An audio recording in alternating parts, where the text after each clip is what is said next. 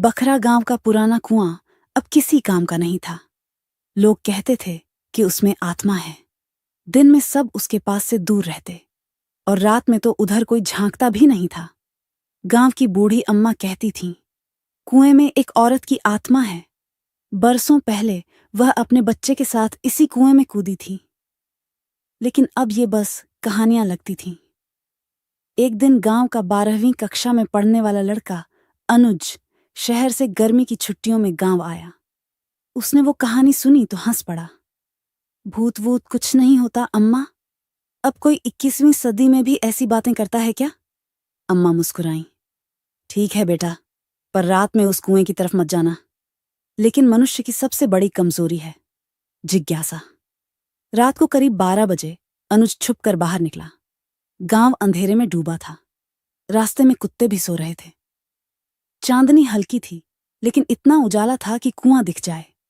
वो कुएं के पास पहुंचा। सन्नाटा था। पेड़ों की पत्तियां भी जैसे डर से कांप रही हों। उसने कुएं में झांक कर देखा, कुछ नहीं। मैंने कहा था ना, सब फालतू की बातें हैं। जैसे ही वो पीछे मुड़ा, किसी के रोने की धीमी आवाज आई। वो रुक गया। कोई है? उसने पूछा। आवाज अब साफ हो रही थी, एक औरत की सिसकियां। अब अनुज के पसीने छूटने लगे। लेकिन उसने फिर झांक कर देखा, और तब एक चेहरा, लंबे बाल, सफेद चेहरा, सूजी हुई आंखें। कुएं के अंदर से किसी औरत का चेहरा ऊपर देख रहा था। अनुज चीखने ही वाला था, लेकिन आवाज अटक गई। वो औरत बोली, मेरा बच्चा देखा क्या?